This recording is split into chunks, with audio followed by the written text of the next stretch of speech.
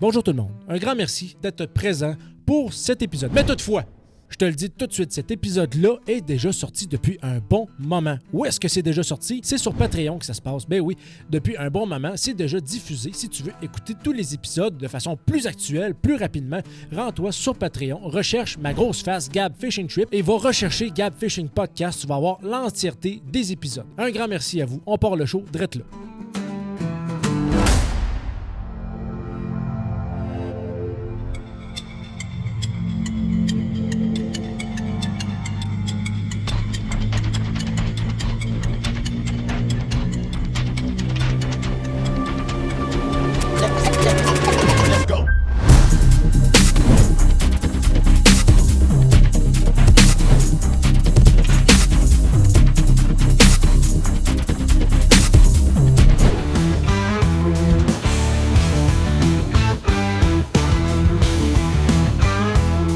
Bonjour tout le monde, bienvenue dans un autre épisode du Gab Fishing Podcast, un épisode, encore une fois, studio. J'ai changé de décor, j'ai essayé dans mon 12 pieds par 12 pieds de voir c'est quoi les angles qui me permettraient d'avoir un bon rendu pour essayer qu'il y ait un petit background un peu fourni en information. Par exemple, ma station, mon mur d'accroche d'items de montage de mouches, vous l'avez en ce moment. Le voici, vous pouvez l'observer, l'admirer par sa pauvreté d'items vers le haut. Il me reste encore une rangée et toute une section ici sur le mur là que vous pouvez voir. J'ai des petites plumes de pain ici, mais en haut, on voit que ça manque cruellement de matériel. N'ayez crainte, je vais régler tout ça dans les prochaines semaines. C'est sûr que ça va se remplir. Fait que là, pour l'instant, j'ai pas mal tout ce qu'il me faut pour faire un paquet de mouches à la truite, puis aussi un paquet de fish bait pour le maquereau, pour le bar rayé. J'ai vraiment une coupe de trucs. Je peux m'amuser, avoir du fun pour plusieurs saisons. Toutefois, il me manque un peu de couleur. Il me manque un peu de variété de couleurs, tout simplement. Pas pour... je pense... En fait, je vous la pose directement. Vous pouvez répondre ça dans les commentaires. Est-ce que varier la couleur, ça vaut la peine à ce point-là? J'en ai parlé dans un podcast avec Paul Massé et Tom Brasseur, ou c'est-tu juste avec Tom? En tout cas, bref, dans les podcasts qui sont déjà publiés sur ma chaîne YouTube, j'ai parlé à Tom, puis là, j'ai demandé, est-ce que tu dis prioriser le orange dans une rivière à eau plus foncée, pas nécessairement plus trouble, mais plus foncée. Une rivière quasiment noire. Là. Pourquoi tu dis orange? Si-tu, par empirique, est-ce que vraiment le taux de réactivité est plus élevé par le orange? Puis là, il me dit, ça dépend. Ça dépend. La plupart du temps, ça réagit dans des couleurs plus orangées, mais ça va toujours dépendre selon ce que la truite veut dans le moment présent. Fait que j'ai compris en déduction que, OK, ben c'est sûr que si tu lances tout le temps une mouche orange dans une rivière foncée, puis que ça mord par la couleur orange, tu vas avoir tendance à prioriser la couleur orange, mais peut-être que aussi, c'est un addon. Ça arrive comme ça, puis peut-être que ça aurait pu répondre sur des couleurs plus chartreuses, sur des couleurs plus, comment je dirais bien ça, plus couleurs de plumes de pain, des couleurs jaunes, bref, tu comprends ce que je veux dire. Fait que libre à vous, dans les commentaires, dans Jaser, de me dire, oui, effectivement, il y a un taux de réactivité plus élevé. Est-ce que c'est prouvé par quelque chose de plus scientifique que par système empirique, que par la répétition du succès? Est-ce que les gens qui pêchent avec des couleurs orangées dans une rivière noire, dans une rivière plus foncée, ont plus de succès, ou moins de succès en général? Écrivez-moi ça dans les commentaires. Là, aujourd'hui, ça, c'est juste l'intro.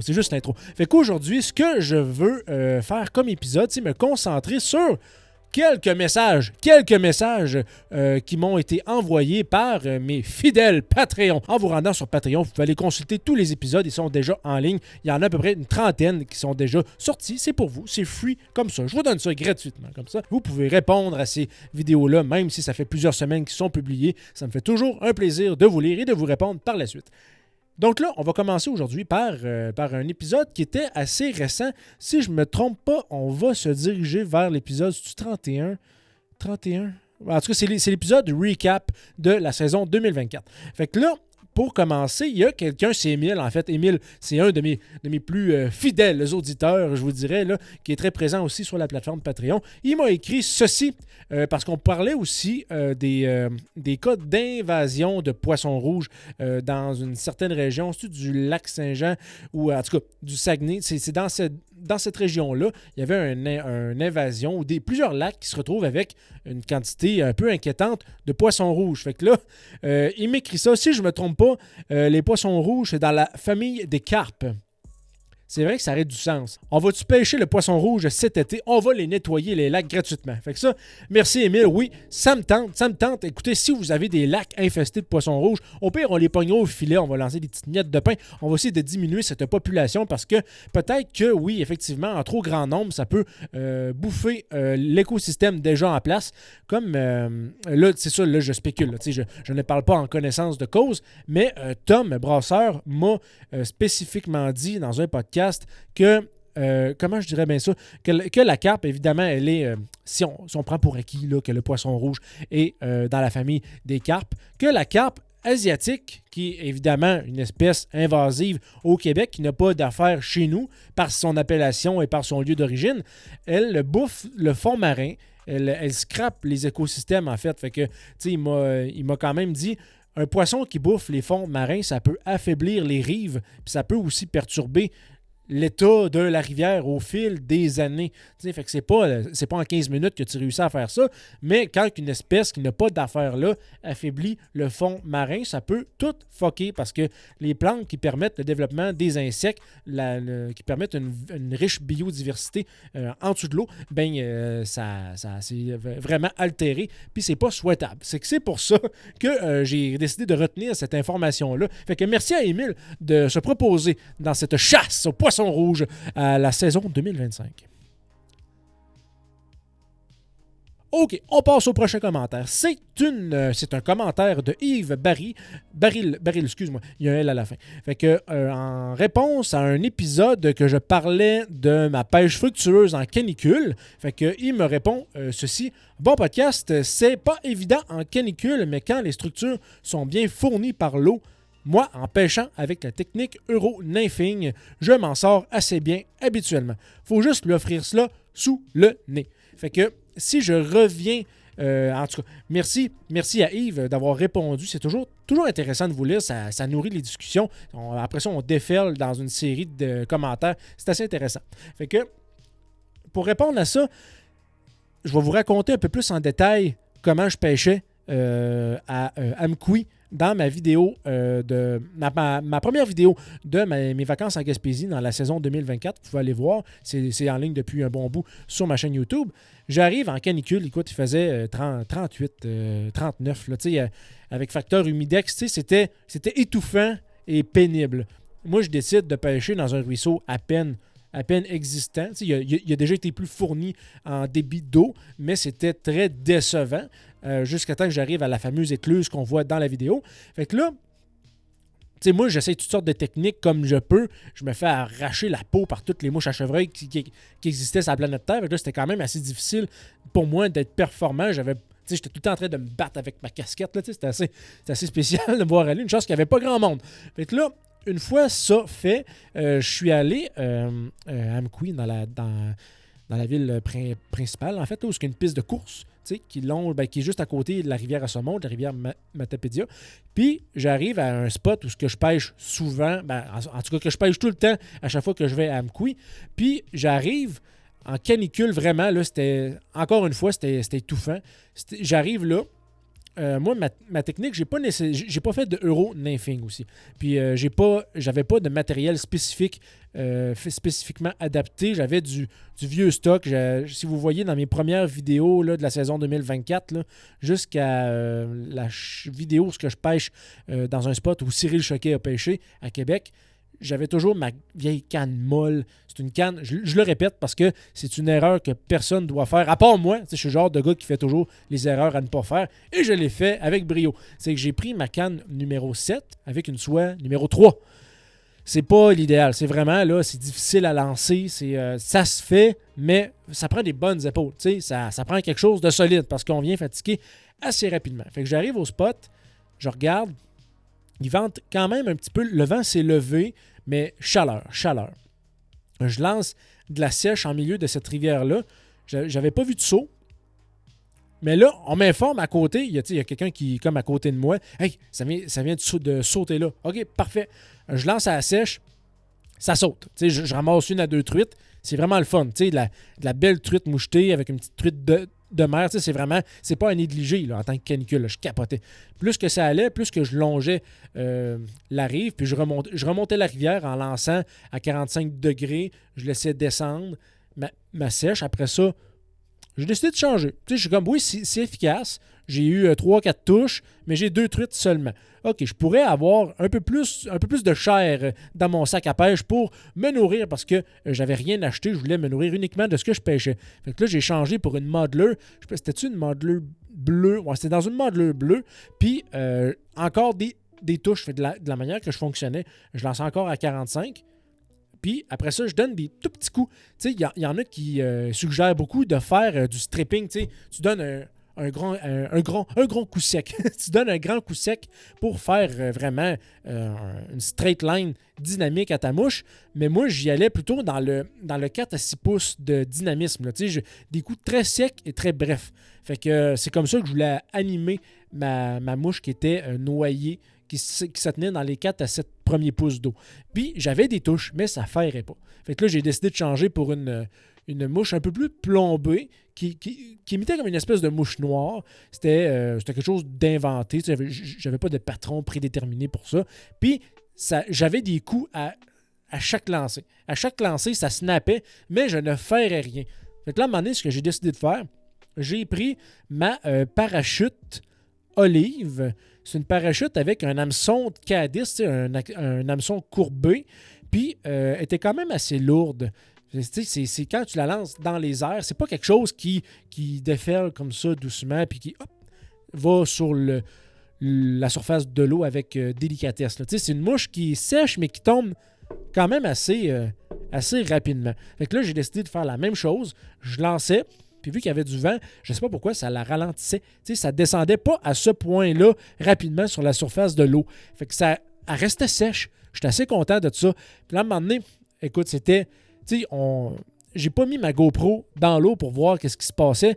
Mais à un moment donné, je t'attrape quelque chose d'assez, bon, là, c'était peut-être une 12 pouces, pour le coin, c'était quand même assez volumineux. J'avais déjà vu une 14 pouces se prendre là, mais jamais à ce point-là, là, puis à chaque fois qu'il faisait des canicules, à chaque fois que j'y allais, tout dépendait de la période de l'année, c'était de la perche chaude qu'on retrouvait là, avec des mulets à cornes, c'était vraiment spécial de voir ça, mais là, j'arrive à faire quelque chose, ça saute un peu dans les airs, il n'y avait pas de doute, c'était une truite. Fait que là, j'avais du succès avec la sèche, sans bon sens. Même, plus qu'avec la noyée.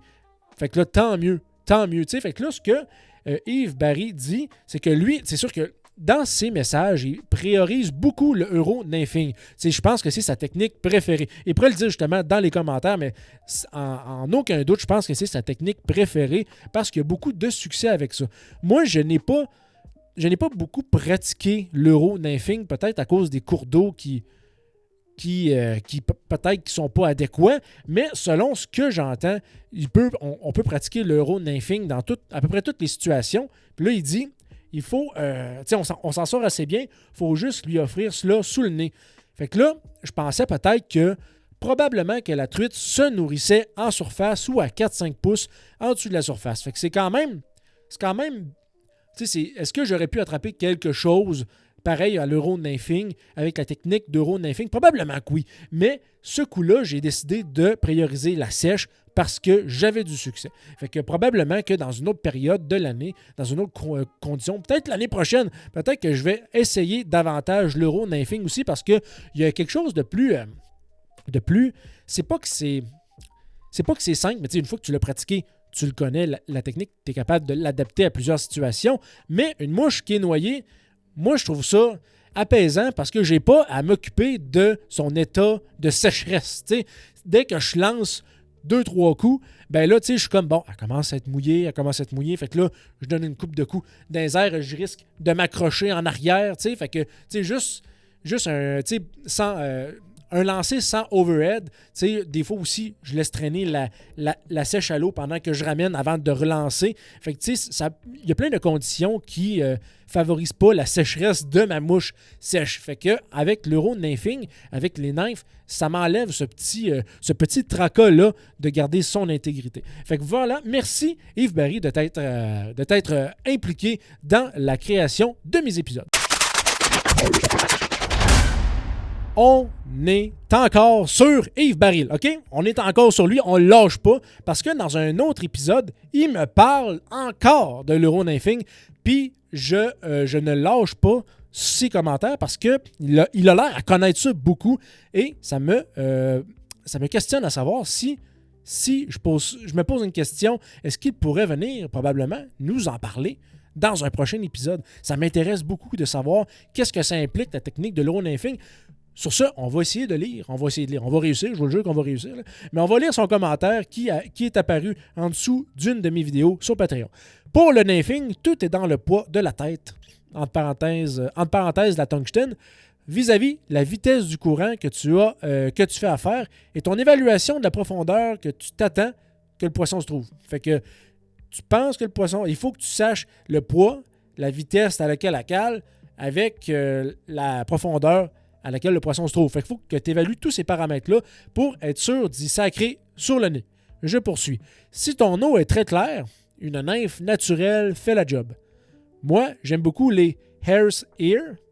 C'est une marque, là. Bref, ça doit être un patron qui se fait avec ça. La Fizzentail avec une couleur orange et la Square Me. Si l'eau est turbide, s'il y a beaucoup de petits... de petits détritus, l'eau est brouillée par le fond qui remue, exemple. Là, si l'eau est turbide, tu vises l'attractif. 2 nymphes en potence, c'est excellent. Sur la Nicolette, ça torche. Fait que probablement, à la Nicolette, peut-être que l'année prochaine, je vais continuer de faire aussi de la pêche à la nymphe. Je l'ai déjà expérimenté dans ma première vidéo et dans ma deuxième vidéo que vous pouvez aller voir sur ma chaîne YouTube. Je pourrais peut-être mettre les liens dans la description pour que ça soit plus accessible pour vous, ou je vais peut-être les mettre en haut à droite de la vidéo. Il va y avoir un petit icône qui va apparaître là. Vous pourrez directement cliquer sur le lien. Fait que ce que j'ai fait, moi, dans ma première saison, j'ai pas fait nécessairement peut-être du Euro Nymphing dans sa forme la plus rudimentaire, la plus fondamentale. C'était dans mes premières fois où je pêchais avec des nymphes. Donc, j'avais monté des nymphes tout l'hiver. J'ai essayé Écoute, toutes sortes de patrons, ça n'avait pas de bon sens. Justement, ça n'avait pas de bon sens, mais j'ai attrapé ma première 14 pouces arc-en-ciel à la Nicolette avec cette mouche-là. J'avais fait sur un hameçon curvé en K10, j'avais mis un corps de plume de paon. J'avais mis une beaded or au bout et avant tout. J'avais pris après ça un soft hackle, un bugger pack en fait, brun, en guise de collerette que j'ai tourné quelques tours. Mais en dessous, je veux dire, si je me reprends, j'ai fait le montage en plume de paon, j'ai mis du dubbing rouge. Après ça, j'ai mis mon bugger pack brun, puis la tête, la beaded à la fin. Fait que c'était ça, la mouche que j'avais faite. J'avais aucune idée si c'était bon. J'ai pêché avec ça, puis ça l'a mordu vraiment de plein fouet. Puis de la manière que j'animais cette mouche-là, quand je l'ai attrapée. Évidemment, quand je me suis promené dans la rivière Nicolette, j'ai aperçu le fond. À un moment donné, je suis allé voir le pool, j'ai regardé. Il n'y avait pas beaucoup d'accès visuel au fond. Il y avait beaucoup de reflets. Et là, à un moment donné, il y a eu comme un point d'ombre ou un point de soleil. Je me souviens plus trop qu'est-ce qui m'a donné l'accès au fond de cette fosse-là. Mais j'ai été capable de tout voir ce qui se passait. Puis il y avait de la belle truite qui se promenait là. Fait que j'ai décidé d'aller chercher la profondeur, comme il a dit. Fait que là, j'ai décidé de prendre une mouche qui calait, donc la mouche que je vous ai présentée précédemment. Fait que là, je l'ai fait caler pour qu'elle arrive sous leur nez.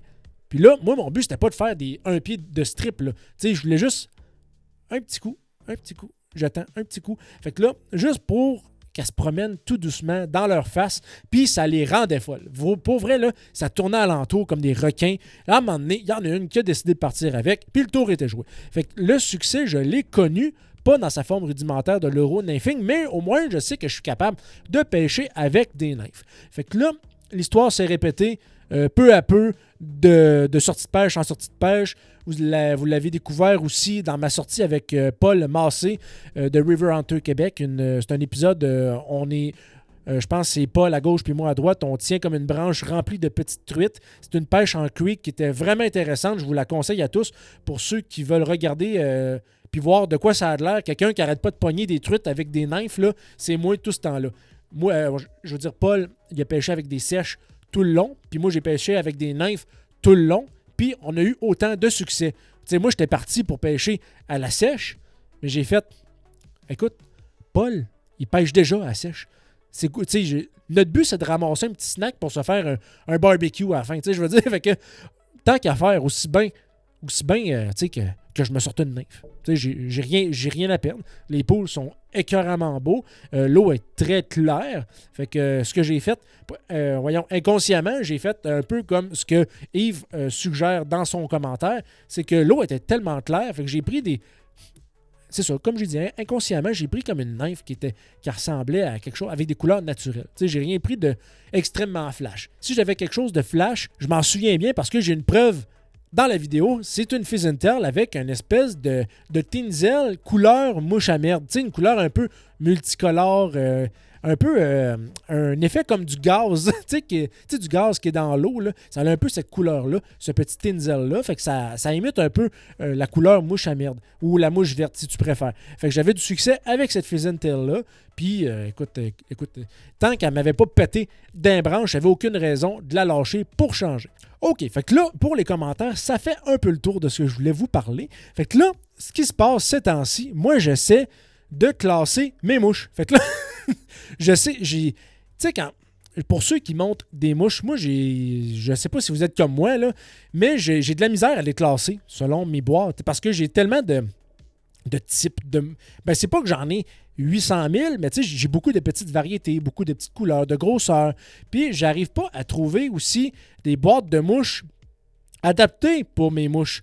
Parce qu'il y en a certaines qui sont un peu plus volumineuses en hauteur, mais j'ai eu la malheureuse expérience cet été, en fait l'année passée, en 2024, de les conserver dans des boîtes non appropriées. Fait que j'avais acheté une boîte Dragonfly chez Canadian Tire. Tu sais, c'est des boîtes très très minces. Là. Tu sais, c'est quasiment impossible de mettre quoi que ce soit là-dedans, autre qu'une nymphe très plate, sans poils qui s'hérissent au-dessus. Fait que là, j'avais mis toutes mes émergentes, mes fly emerger là-dedans. Fait qu'ils ont toutes effoiré. C'était assez décevant. Tu sais, j'ai eu quand même des bonnes pêches avec ces mouches-là, mais ils ont été dénaturés de leur forme par, justement, la forme de la boîte. Fait que là, je me suis mis à magasiner quelques boîtes de mouches. Fait que comme je voulais te dire, j'ai essayé d'acheter des boîtes de mouches qui étaient plus adaptées pour les mouches que j'ai montées. Par exemple, j'en ai quelques-unes à te présenter.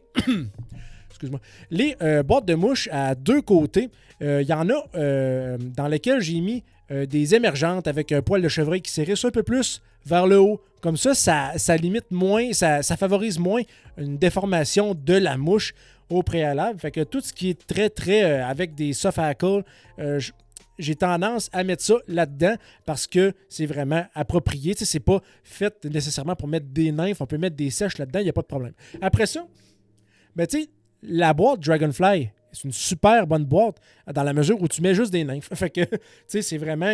on peut mettre une grande variété là-dedans. C'est vraiment... c'est à s'y perdre, là. Puis, tant que ta mouche reste plate ou avec des poils orientés dans le sens où quand la porte se ferme, ça n'écrase pas. C'est un bijou. Puis, on peut s'amuser follement, essayer de classer nos mouches. Il y en a qui préfèrent avoir quelques exemplaires de chaque. Mais moi, je préfère tout amener. Moi, quand je pars en expédition, là, j'apporte mes boîtes au complet d'un coup que ça soit cette mouche-là, ce jour-là, qui fasse l'affaire au lieu de l'oublier à la maison. Puis finalement, te rends compte que 4 mois plus tard, que tu aurais pu t'en servir peut-être avec des résultats positifs. Ensuite de ça, j'ai une boîte assez atypique qui n'est pas une boîte de mouche. C'est une boîte, je crois, de Hartman Digital. Hartman. OK, je pense que C'est ça, là. Ça, c'est pas une boîte de mouche conventionnelle. Je pense que c'est, dans mon souvenir, je pense que c'est une boîte de batterie que j'ai pris sur Amazon pour changer la batterie de mon Mac. C'est une boîte que j'ai trouvée tellement intéressante. Là, comme ça, je peux mettre un coupe-froid en rangée. Je sais pas si vous voyez bien, là. On peut mettre un coupe-froid pour que ça colle. Fait que ça devient automatiquement une boîte de mouche. C'est vraiment là. Mais assurez-vous, dans des boîtes non certifiées waterproof, de mettre des mouches noyées, des fish bait, des choses comme ça, des leeches, des woolly buggers. Vous comprenez? Juste parce que j'ai eu la fâcheuse expérience à Amqui. Puis j'ai-tu une autre fâcheuse expérience? Sûrement que oui, là, mais j'ai eu cette journée-là, dans ma deuxième journée à Amqui, le malheur de m'avancer un peu trop loin dans la rivière. Donc, ma pouche, mon espèce de sac à boîte de mouche a pris l'eau. Et l'eau a pris l'intérieur des boîtes qui n'étaient pas waterproof. Puis toutes mes mouches sèches se sont noyées. Alors voilà, c'est pour ça que je prends quelques instants pour vous annoncer tout ça, juste pour vous dire, ce qui n'est pas waterproof, là, mettez au moins de la noyer là-dedans ou des émergentes. Essayez pas de jouer à ce jeu-là, de mettre des sèches quand vous pouvez être vraiment déçu. OK, avant de se laisser là-dessus, je vais vous poser la question dans les commentaires. Répondez-moi, est-ce que vous avez déjà expérimenté des boîtes de mouches qui ne faisaient pas l'affaire juste pour m'informer, moi et les autres, des achats à ne pas faire? Est-ce que vous avez eu des bad luck qui vous ont amené à scraper votre pêche à cause que vos mouches sèches se sont mouillées à cause d'un accident? Est-ce qu'une boîte qui s'est ouverte? Est-ce que vous recommandez certaines boîtes plus que d'autres? Est-ce que ça vous est arrivé d'avoir du succès dans l'euro-nymphing? Gênez-vous pas.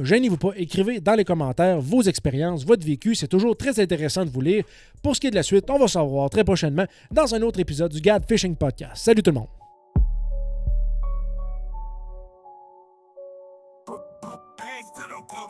Trap.